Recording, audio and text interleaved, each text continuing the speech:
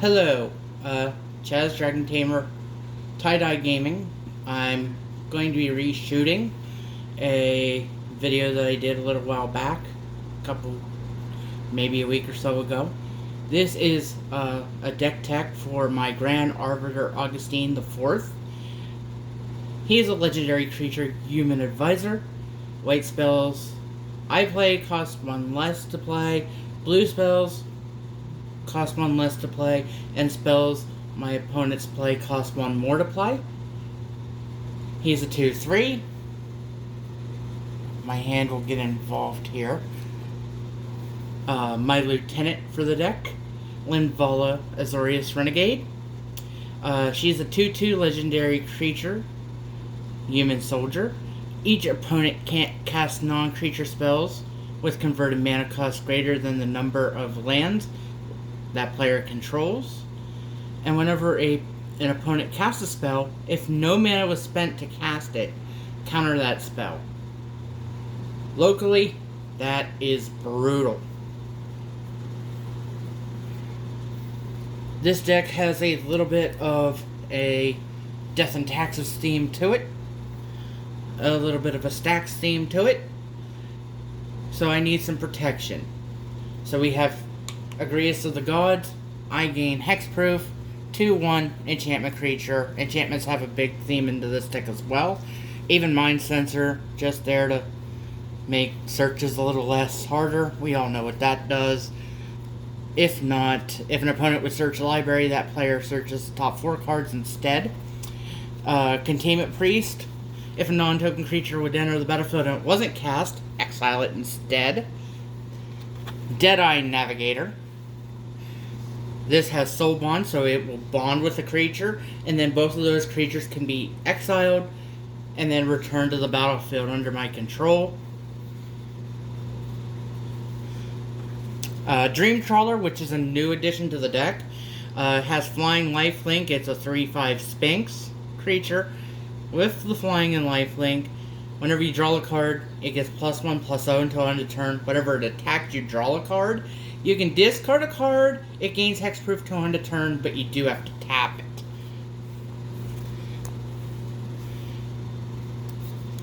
Now we're getting into a little bit of the taxes here. Hushbringer, creatures entering the battlefield or dying don't cause abilities to trigger, which is brutal against some of the decks locally. Another tax for players who like to search our libraries. They may pay an additional 2 if they own an Arbiter. Cat Cleric 2/2.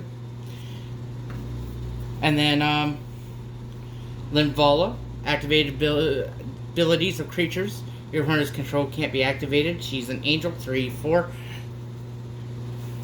Thalia. Thalia, obviously, non-creature spells cost 1 more to cast. And then creatures on non-basic lands your opponent's control enter the battlefield tap, which is Thalia Heretic Thar. And then part of the tack for this deck is Thassa's Oracle. When Thassa's Oracle enters the battlefield, look at the top X cards of your library, where X is your devotion to blue. Put up to 1 of them into your library and the rest on the bottom of your library in a random order. If X is greater or equal to the number of cards in your library, you win the game. You'll be drawing a lot of cards in this deck. Vryn Nightmare, non-creature spells cost 1 more to cast. And then Windborn Muse, basically a ghostly prison, but on a stick. So it has flying. Creatures can't attack you unless their controller pays 2 more for each creature he or she controls is attacking you. And that's the creature suite for Grand Arbiter. Now we move on to the Pillow Fort or Enchantment Suite. Frozen Ether, artifacts, creatures, and lands your opponent's control cannot come into play tapped. Sorry. The Ghostly Prison effect goes right along with the Windborn Muse effect. So we have both doubling down. And then we also have Kiamat. Kiamat does the exact same thing as Frozen Ether. Leyline of Anticipation. If it's in my opening hand, I may play it and begin the game with it on the battlefield.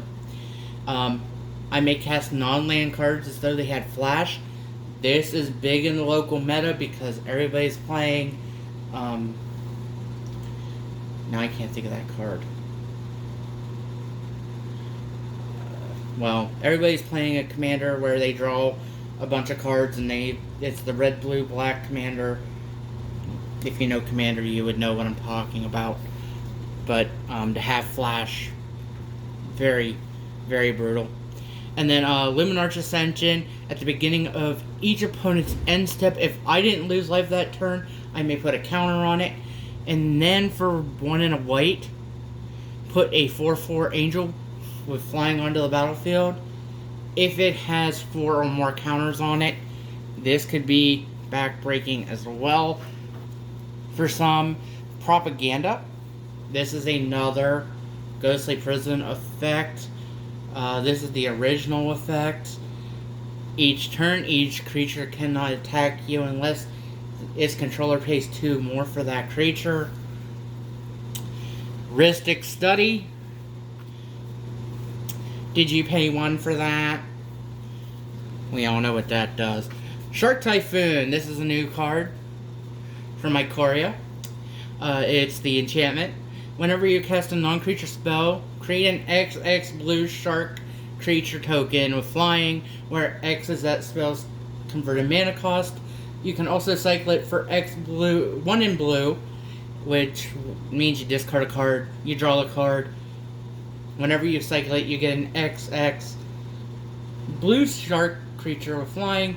The X equals to whatever the X was in that cost. Smothering Tide, $75 card right now. Whenever an opponent draws a card, you may pay 2, or they may pay 2 whenever they draw a card. If they don't, you get a treasure token. So, did you pay 2 for that? Spear of Safety, which is part of the Pillow Fort package. Basically another Ghostly Prison effect. And then another personal deck tech. This is personal deck choice here. Sphinx's Tutelage helps sort out games. A lot of the games that are played locally are more than 4 or 5 players. So this will help sort out some of those players easier by being able to mill them out. And then the last effect, which is the #1 pick of this deck for me, is only a 50-cent card, but it's Soul Barrier, which reads whenever a target opponent successfully casts a summon spell. I believe that has been errated. Soul Barrier deals 2 damage to him or her. They may pay 2 additional to prevent that damage. So that's a taxing spell. That's going to tax the opponent. And then we have a small Planeswalker suite with Jace Welder and Mysteries. You can mill yourself out in this deck. So having the ability to win with that, because it reads whenever, if you would draw a card while your library has no cards in it, you win the game instead. That is definitely a card that you want to have there. This is the Wonder, which prevents all non-combat damage that'd be dealt to me and permanents I control. I want to control the game.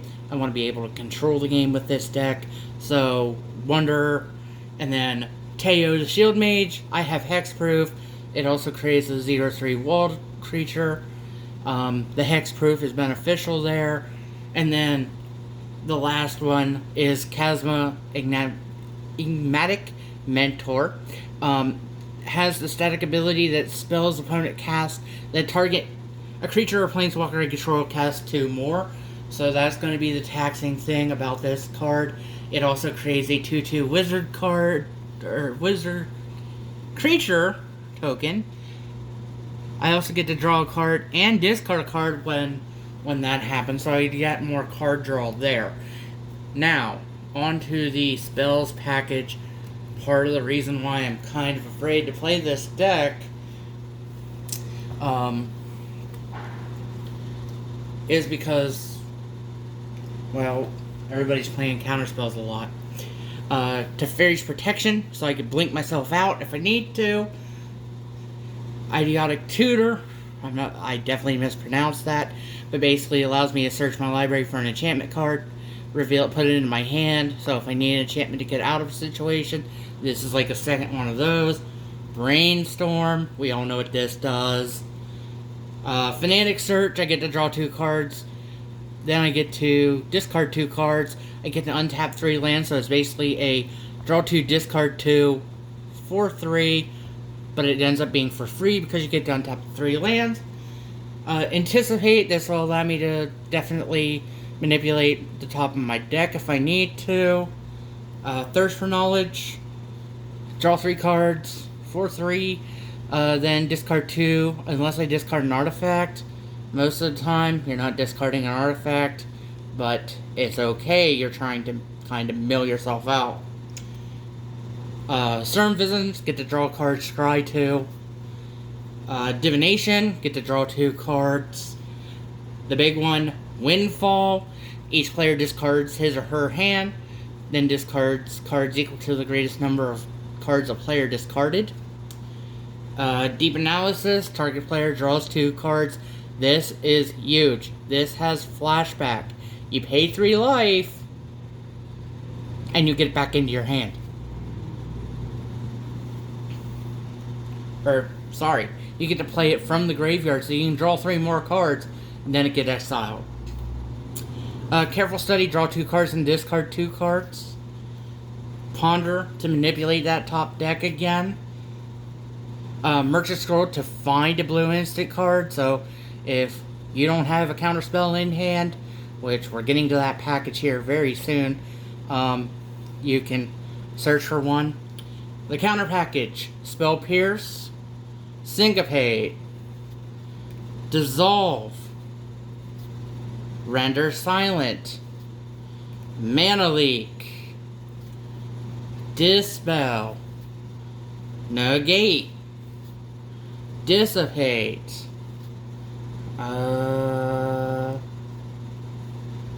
we're there? No. Okay. Dovin's Veto. This comes in handy because it can't be countered. Foil. It's a free counter spell because you just discard a card from your... discard an island from your hand. That was the counter package. Obviously, Cyclonic Rift. Everybody's playing it. Overload, especially there. A little removal here with Swords to Plowshares. I figure you'd be countering a lot of the spells that your opponent is playing. So you really don't need too much removal. Although Path to Exile would be beneficial here as well. So now we're going to go move on right to the artifact package here. Trying to make this under 20 minutes long. God Pharaoh Statue. Part of the tax here. Spells your opponent cast cost 2 more to cast. And at the beginning of my end step, each opponent loses 1 life. That 1 life can be beneficial. Swiftfoot Boots allows me to protect anything I need to protect. Creature has hexproof and haste. Soul Ring, everybody plays it. It's a staple. We know about it. Humming Mind, each player draws an additional card during their draw phase. Mind Stone allows a additional card draw on this deck. Fellwar Stone. I can add any mana pool land I can produce. Dreamstone Hedron. I can sacrifice it, draw 3 cards, or add 3 into the mana pool. Guild Globe allows me to draw a card and add 2 mana to the mana pool after sacrificing it. This was a card that I thought about not playing, but the way people play around here, Cursed Totem, players cannot play any creature abilities requiring an activation cost. That is brutal locally, and it's part of the reason I'm afraid to play this deck locally.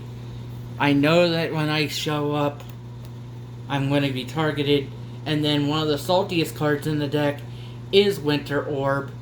I had someone piss me off last time I went to play locally, and well, now this is the deck that got built. So now on to the land suite.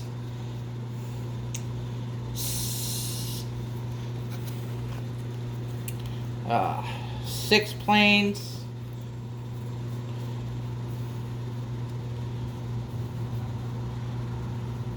Eight islands.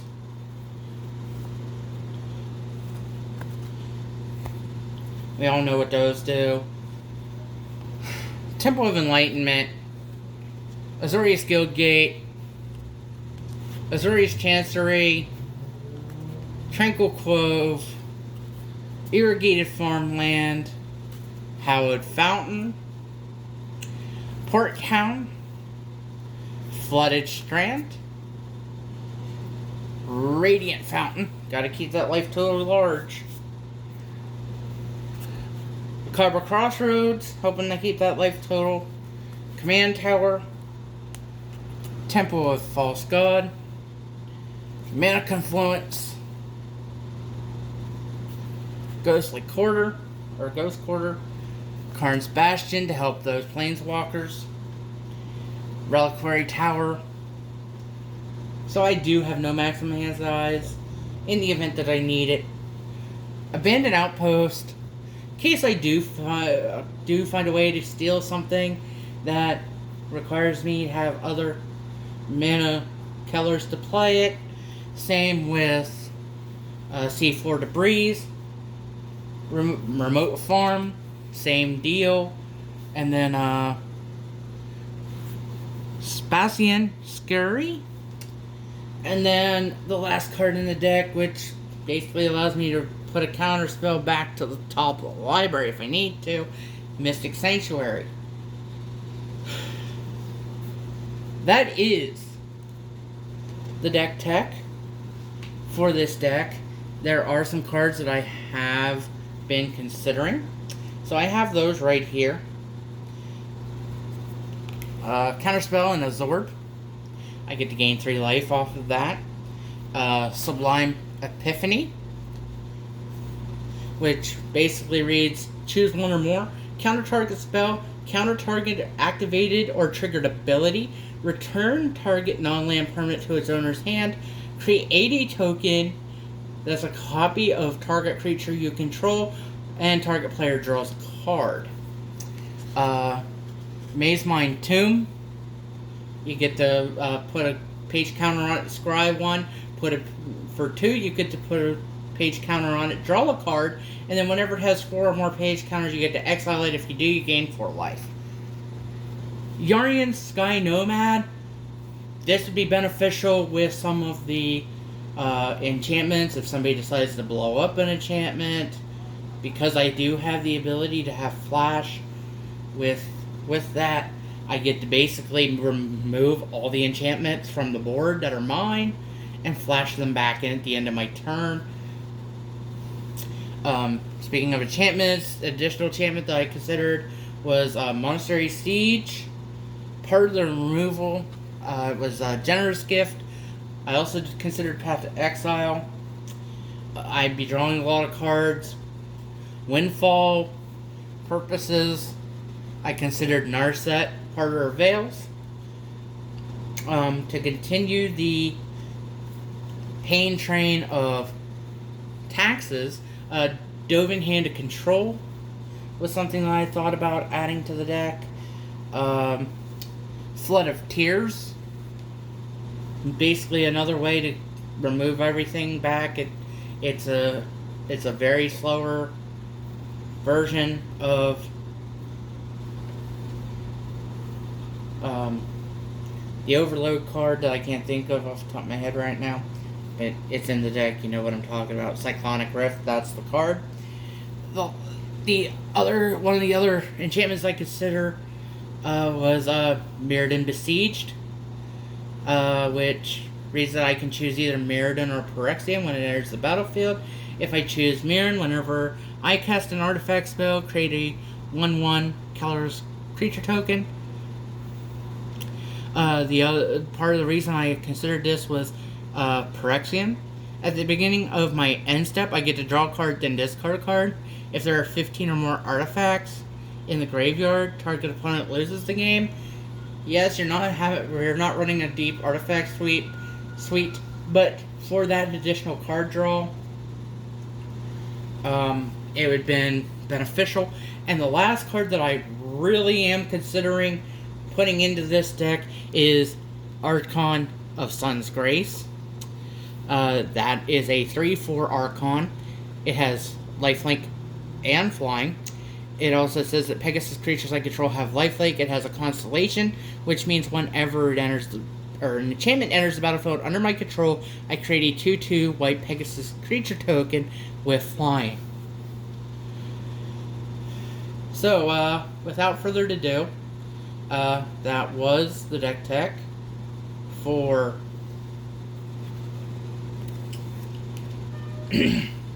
that was the deck tech for I can't even think of my general off the top of my head right now. I must be having a Grand Arbiter Augustin IV. Thank you for watching. Have a great day, and minus the maybe board, the deck is currently up on TCG Player, and that has been added to this page.